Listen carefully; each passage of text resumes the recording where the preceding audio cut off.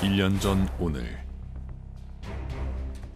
파렴치한 종북 반국가 세력들을 일거에 척결하고 자유 헌정 질서를 지키기 위해 비상계엄을 선포합니다. 45년 만에 선포된 비상계엄령은 대한민국을 충격과 공포, 혼돈의 시간으로 몰아넣었습니다. 국회는 포위됐고 시민들은 목소리를 높였습니다.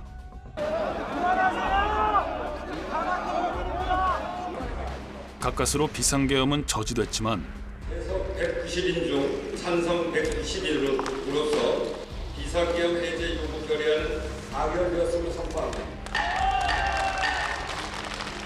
정치적 대립과 양극화가 남긴 파열음은 우리 헌정사에 또 한 번 깊은 상흔을 남겼습니다. 전 아직까지도 그 계엄 당일에 내가 뭘 했는지, 어떻게 거길 갔는지, 어떻게 집에 돌아왔는지 이런 것들이 하나하나 생생하게 기억이 납니다. 그 모든 그 순간의 기억들을 모두가 좀 갖고 다시 이런 일이 또 곧 대한민국 헌정사에 일어나서는 안 되겠다. 그로부터 1년. 대통령 탄핵과 구속 기소, 정권 교체까지 이어진 격동의 시간을 지나온 지금. 이제 우리에게 남겨진 질문, 민주주의를 다시 묻습니다. 네, 오늘은 팩트체커 김혜린 기자와 함께 국회에 나와 있습니다. 꼭 1년 전 오늘 비상계엄이 선포됐는데요. 김 기자, 이곳 국회에서 비상계엄은 해제됐지만 그 이후에 우리 헌정사에 남을 초유의 사건들이 잇따라 벌어졌죠. 네, 그 여파는 국회를 넘어서 사회 전반으로 퍼져나갔습니다. 계엄 사태 이후 윤석열 전 대통령은 탄핵됐고 이후 새 정부가 들어섰습니다. 또 특검이 출범하면서 윤 전 대통령에 대한 수사가 이어지고 있고 현재까지도 관련 재판이 진행되고 있습니다. 네, 그리고 이 사태가 우리 시민들의 일상에도 적지 않은 변화를 남긴 것 같아요. 네, 시민들을 직접 만나서 그날의 기억이 지금은 어떻게 남아있는지 들어봤습니다. 여느 때와 다를 바 없이 평온한 일상. 우리 사회를 뒤덮었던 혼란은 이제 수면 아래로 가라앉은 듯합니다. 하지만 정확히 1년 전 비상계엄이라는 갑작스러운 소식은 시민들에게 깊은 충격을 남겼습니다.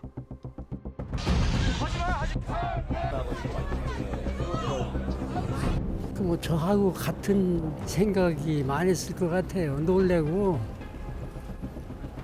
왜 그랬을까? 좀 위험하지 않나 이런 생각했어요. 혹시나 또 무슨 일이 생길까 싶어서 조금 걱정했어요. 잠자다가 일어나서 엄마 비상계엄이래 그러면서 막 소리치고 나왔던데요.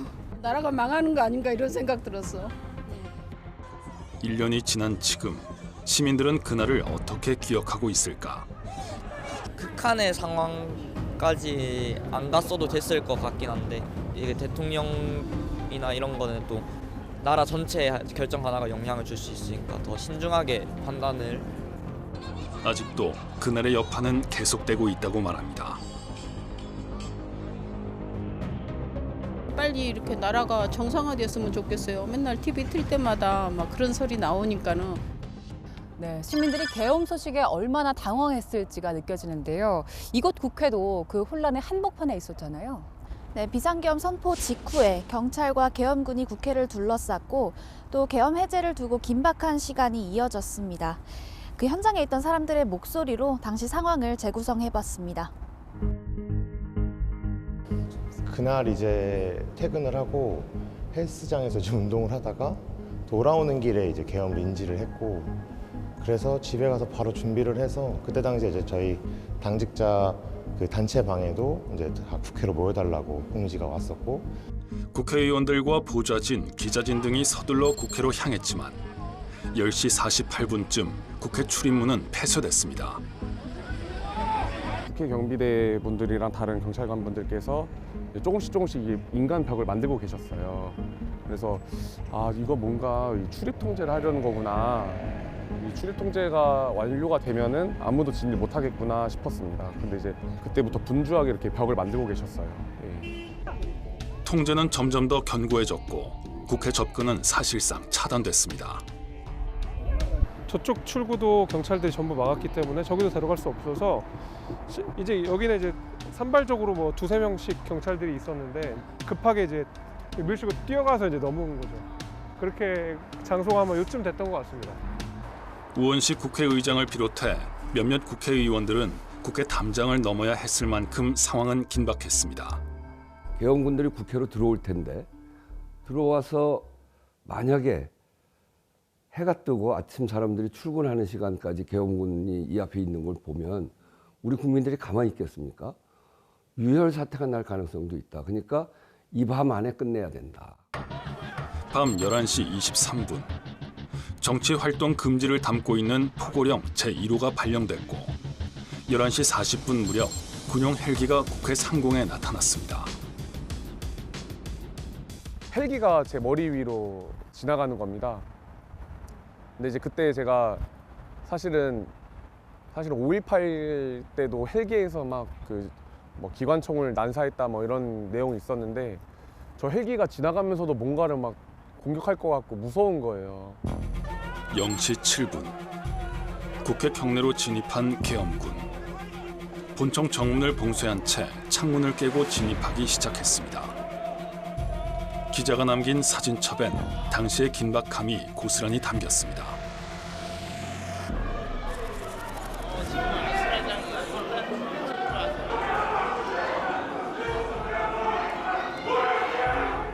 국회 직원과 기자들, 카메라가 뒤엉킨 채 경랑의 소용돌이 그 한가운데에 있었던 겁니다. 그날 돌이키면 사실 무서웠어요. 되게 무서웠어요. 왜냐면 군인들이 그때 당시만 하더라도 진짜로 총으로 쏠 수 있다고 생각을 했으니까.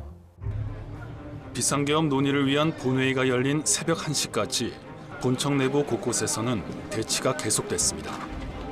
그리고 나왔는데 저쪽 이제 예결위 회장 오른쪽에서 이제 군인들이 약간 쏟아져 내려오고 있었어요. 그래서 최초로 발견한 사람들이 일단 1차적으로 막았고 저희 막 뛰어가가지고 그쪽에서 군인들이 못 오게 좀 저지를 했죠. 군인들 표정이 굉장히 묘했어요. 자기들도 뭘 하고 있는지 제대로 모르는 것 같은 그런 표정이 있었고 보좌진들은 또 겁에 굉장히 들려있는 그러면서도 또 되게 결연한 그런 얼굴들이 되게 기억에 많이 남죠. 국회 앞에는 한달음에 달려간 시민들이 모여들었습니다. 막으면은 뚫어주고 지켜줘야지 라는 생각 때문에 가서 우리가 쓸모가 없으면은 이미 다 들어가 있게 되면은 가서 우리 목소리라도 내야지 그런 생각 때문에 바로 택시를 타고 가게 됐습니다. 시민들은 밤새 국회 앞을 지키며 한 목소리를 냈습니다.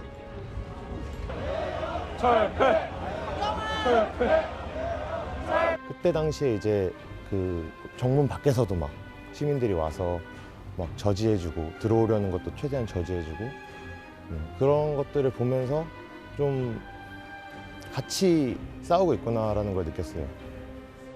12월 4일 1시 1분 재석 의원 190명 전원 찬성으로 비상계엄 해제 요구 결의안이 가결됐습니다. 절차가 조금이라도 빈틈이 있으면 그 틈을 타고 들어와서 비상계엄 해제 결의를 무효화하는 그렇게 했을 거예요. 받아들이지 않았을 거라고 생각해요. 그런 점에서 절차를 제대로 잘 지키는 것 그것이 이번 그 비상계엄 해제하는 과정의 첫 번째 원칙이었죠. 하지만 2차, 3차 계엄이 있을 수도 있다는 우려에 긴장을 놓을 순 없었습니다. 만약 2차, 3차가 있다면은 그냥 인간 벽으로는 막을 수가 없다. 그래서 저희가 모든 테이블과 의자들을 원내대표실에 있는 모든 그것들을 다 이제 외벽을 쌓아가지고 본청을 막았던 기억이 있습니다. 새벽 2시 1분 국회의장은 윤 전 대통령에게 계엄 해제 요구 통지를 보냈고 4시 26분 윤 전 대통령의 생중계 담화가 이어졌습니다. 이어 열린 국무회의에서 계엄 해제안이 의결되며 비상계엄 상황은 6시간 만에 해제됐습니다. 혼란의 한복판에서도 시민들은 폭력이 아닌 질서와 평화를 지켰습니다. 군대를 동원하고 군헬기를 동원하고 탱크를 동원했을지라도 여기에 저항하는 시민들은 평화로운 방식으로 했다라는 것이 되게 멋있는 어떤 지점이라고 생각을 해요. 당시 현장에 있던 사람들뿐만 아니라 상황을 주시하던 모든 이들에게 길고 막막하게 느껴진 시간이었습니다.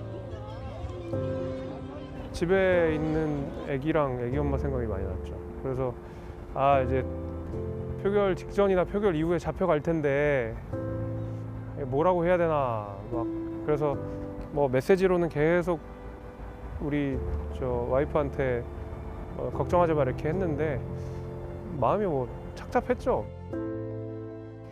계엄이 해제된 이후 전국은 숨가쁘게 돌아갔죠. 네, 열흘 뒤 국회에선 탄핵소추안이 가결됐고 헌법재판소의 시간이 이어졌습니다. 국회 측은 비상계엄이 요건을 갖추지 못했다는 등 5가지 사유를 제시했는데 현재는 지난 4월 4일 재판관 8명 전원 일치로 5가지 사유를 모두 인정했습니다. 네, 그렇게 헌법재판소의 결정으로 윤석열 전 대통령은 탄핵됐지만 지금도 형사적 책임을 묻는 절차는 계속 이어지고 있지요. 네, 이후 내란 외환 특검과 그리고 김건희 특검, 순직해병 특검 등이 수사에 착수했고 윤 전 대통령에 대한 기소가 이어졌습니다. 지금까지 재판 상황을 정리해봤습니다. 지난 1월 현직 대통령으로서는 헌정사상 처음으로 구속 기소된 윤석열 전 대통령. 북한 문란을 목적으로 폭동을 일으킨 혐의를 받고 있습니다. 계엄군과 경찰을 동원해 국회를 봉쇄하고 비상계엄 해제 의결을 방해한 혐의도 있습니다. 그 특전사가 그 계엄 해제될 때까지는 경로에 도착한 사람이 한 100명 정도밖에 안 됐어요. 나중에 끝물에 이제 좀 들어왔지. 결국은 어떤 그 공공의 질서 유지라는 거 위해서 재판부는 늦어도 내년 1월에는 재판을 마무리한다는 방침입니다. 내란 특검은 지난 7월 윤 전 대통령을 추가 기소했습니다. 올해 1월 대통령 경호처를 동원해 고위공직자 범죄수사처의 체포영장 집행을 막도록 한 특수공무집행 방해 혐의입니다. 또 비상계엄 선포 전 국무회의의 일부 국무위원만 소집해 참석하지 못한 국무위원들의 계엄 심의 의결권을 침해한 직권 남용 혐의 등도 있습니다. 이걸 막상 해보면 별거 아니야, 아무것도 아니야, 이런 유의 말씀도 하셨고 그 자리에 가서 계엄이라는 두 글자 듣고 저 상황이 된 거니까요. 그러니까 국민들께도 송구하고 저 상황이었을 줄 알았으면 당연히 안 갔어야죠. 윤 전 대통령은 지난해 10월 평양의 무인기를 침투시키게 한 혐의로도 지난달 재판에 넘겨졌습니다. 국가통수권자인 대통령과 국방장관이 비상계엄 여건 조성을 목적으로 남북 군사 대치 상황을 이용하려 한 행위는 국민 안전의 위험을 초래할 수 있는 결코 용납할 수 없는 행위입니다. 윤석열 전 대통령 형사재판이 여러 건 진행 중이라 관련 혐의도 쟁점도 복잡한데요. 특검이 내란 혐의 이외에 다른 혐의도 수사하고 있죠. 네, 최상병 순직 사건과 관련해 해병대 수사단의 수사 결과를 변경하려 외압을 행사한 혐의로도 지난달 기소됐습니다. 또 특검은 김건희 씨의 뇌물 혐의와 관련해서 윤 전 대통령과의 공모 가능성을 들여다보고 있습니다. 윤 전 대통령은 비상계엄으로 인한 정신적 손해를 배상하라며 시민들이 제기한 손해배상 소송 등 어떤 민사재판에도 연루돼 있기도 합니다. 네, 이렇게 사법 절차를 통해 형사적 책임을 묻는 것 외에 공직사회에 대한 조사도 시작됐죠. 네, 김민석 국무총리는 내란에 참여하거나 협조한 공직자들에 대한 조사 필요성을 언급하면서 헌법 존중 정부혁신 TF 설치를 건의했고 내란에 가담한 사람이 승진 명부에 이름을 올리게 되는 등의 문제도 제기되고 결국은 이것이 공직 내부에서 헌법 가치를 훼손하는 것이 아니냐 하는 지적이 있고 이재명 대통령은 당연히 해야 할 일이라고 말했습니다. 하지만 야권에서는 거세게 반발하고 있습니다. 존경하는 국민 여러분 그리고 언론인 여러분, 정말 나라가 미쳐 돌아가고 있다는 표현이 딱 맞습니다. 국가 해체 프로젝트가 가동 중입니다. 비상계엄 사태와 탄핵을 거치면서 새 정부가 들어섰지만 시간이 흐른 지금도 당시 빚어진 갈등이 완전히 봉합된 건 아닙니다. 네, 지난 1년 동안 많은 일들을 겪으면서 우리 사회의 정치적 또 이념적 대립이 깊어졌잖아요. 이 갈등을 잘 풀어가는 게 우리의 중요한 숙제인 것 같습니다. 네, 그동안의 경험에서 우리가 무엇을 배웠을지 그리고 무엇을 바꿔야 할지 전문가들과 시민의 의견을 들어봤습니다. 비상계엄 그리고 대통령 탄핵. 일부 보수 성향 전문가와 시민들은 당시 전국이 극도로 혼란스러웠던 만큼 윤석열 전 대통령의 판단을 불가피한 선택지로 볼 여지도 있다는 신중한 해석을 덧붙입니다. 당시 계엄 전후로 해서 민주당이 국무위원들에 대해서 약 29건의 줄탄핵을 진행했습니다. 아시다시피 탄핵이 한번 걸리면 결과가 나올 때까지 해당 국무위원은 그 국정 운영에서 배제가 되죠.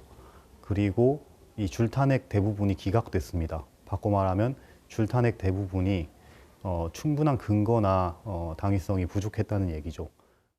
이유를 떠나 계엄 자체가 적절한 대응이 아니었다는 데에는 많은 이들이 공감하고 있습니다.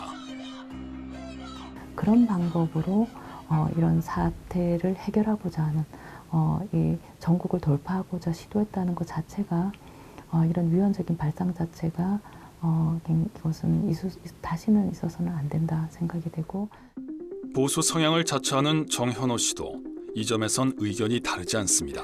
정치의 문제인데 헌법재판소도 말했듯이 그 정치의 문제를 정치로 풀어야 될 영역이지 그것이 국민의 자유를 제한하는 그런 계엄령이라는 수단으로 발동하는 게 과연 맞았느냐, 적합하지 않았다 그렇게 해석하고 있습니다. 비상계엄이라는 극단적인 조치가 실패한 원인은 어디에 있을까? 그런데 우리나라 국민들은 적어도 이런 대통령 또는 권력기관의 초법적인 권력 행사에 대해서 거부하는, 그것을 받아들이지 않는 직관적인 어떤 의식들이 있었다라고 생각을 하고 있고, 전문가들도 그 힘이 비상계엄을 해제시킨 원동력이었다고 입을 모읍니다. 계엄은 왜 실패했냐면 우리 국민들의 피 속에 녹아있는 민주주의에 대한 어떤 역사적 경험 그리고 교훈, 이것들이 상당히 강력했기 때문에 실패했다고 저는 생각합니다. 하지만 비상계엄 이후 우리의 정치 상황은 달라졌을까요? 첨예한 양극화와 갈등은 이제 일상이 됐습니다. 갈등이 더 심해진 것 같아요. 보수 세력, 진보 세력들이 양극단으로 몰려간 것 같습니다. 상대는 대화 타협의 상대가 아니고 우리가 짓누르고 없어버려야 할 대상으로, 그런 적개심이 너무나 많이 높아져서 사회의 혼란과 갈등과 분란은 훨씬 더 심해지지 않았느냐, 그런 생각이 듭니다. 헌법재판소의 탄핵 결정에 이어 계속되는 사법 절차가 마무리되면 그 결과를 새 출발의 계기로 삼아야 한다는 바람도 있습니다.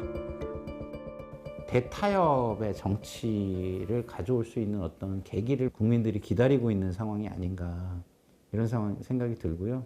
그런 기다림에 충족을 시켜주기 위해서는 불법계엄, 내란 의혹과 관련된 부분이 아주 투명하게 국민들에게 전달이 되고 그 결과가 빠르게 결론 지어져야.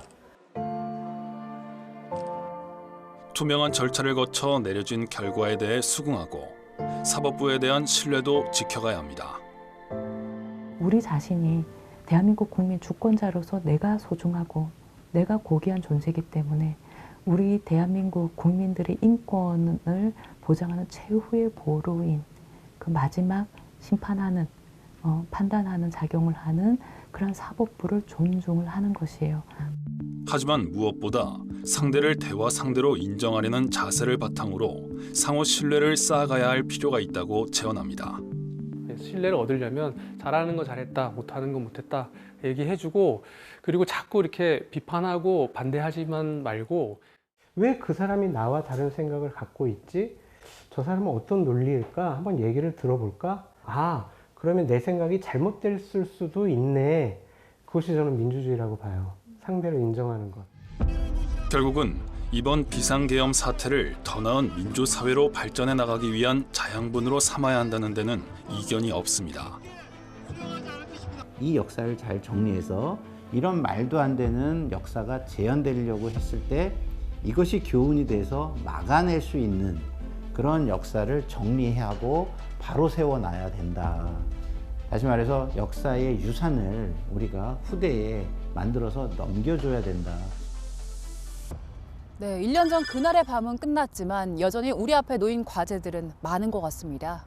아직 내란 재판은 계속해서 진행 중이고 사태의 책임을 묻는 절차도 이어지고 있습니다.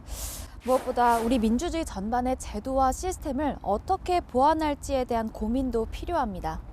다만 이번 사태를 통해서 성숙한 시민의식과 또 민주주의 가치가 다시 한번 확인됐다는 점은 분명하다고 볼 수 있습니다. 네, 민주주의를 지키는 책임은 여전히 우리 모두에게 남아있다는 걸 꼭 기억해야겠습니다. 김 기자 수고 많았습니다. 오늘 팩트 추적은 여기까지입니다. 저희는 다음 시간에도 현상 이면에 숨겨진 사실을 쫓아 시청자 여러분 목소리에 귀 기울이겠습니다. 함께해 주신 여러분 고맙습니다.